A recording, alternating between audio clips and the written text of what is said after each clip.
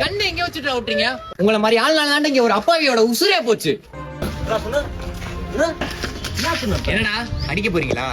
இதை விட்டா வேற என்னடா தெரியும் உங்களுக்கு?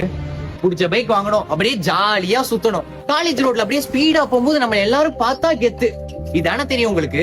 அந்த பைக் வாங்கி கொடுத்த உங்க அப்பா அம்மாவை பத்தி என்னைக்காச்சும் யோசிச்சு பாத்திருக்கீங்களா? உங்க மேல எவ்வளவு கனவோட உங்க அப்பா அம்மா வாழ்ந்துட்டு இருக்காங்க. ஆனா நீங்க சுயநலமாவே தான் இருக்கீங்க. கண்ணுக்கு முன்னாடி ஆக்சிடென்ட் நடக்கிறத பார்த்தும் எப்படிடா உங்களுக்கு எல்லாம் இப்படி போக மனசு வருது? இந்த மாதிரி ஆக்சிடென்ட் நடக்க கூடாதாண்டா போலீஸும் கவர்மெண்ட் அவேர்னஸ் கொடுத்துட்டே இருக்காங்க. ஆனா நம்ம போலீஸ பார்த்தோன்னா அப்படியே வண்டியை வளைச்சிட்டு ஓடிடுறோம். அப்படியே புடிச்சு ஃபைன் போட்டாலும் ஆன்லைன் ஃபைன் தான் அசால்ட்டா விட்டுறோம். இன்னைக்கு மட்டும் அவன் ஹெல்மெட் போட்டிருந்தானா அந்த சின்ன பையனை உசுரோட பாத்துருக்கலாம். வாங்கம்மா போவோம். வேணுங்களா சொன்னா புரியாது.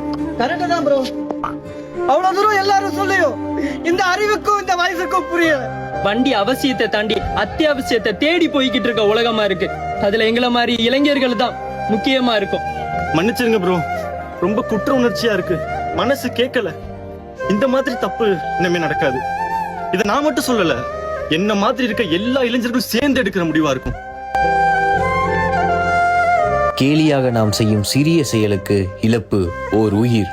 இனியாவது தலைக்கவசம் அணிந்து வாகனம் ஓட்டுவோம். மாறுவோம், மாற்றுவோம். ஏனென்றால் இன்றைய தலைமுறையை மாற்றுவது இளைஞர்களால் மட்டும்தான் முடியும். தலைக்கவசம் நம் உயிர் கவசம்.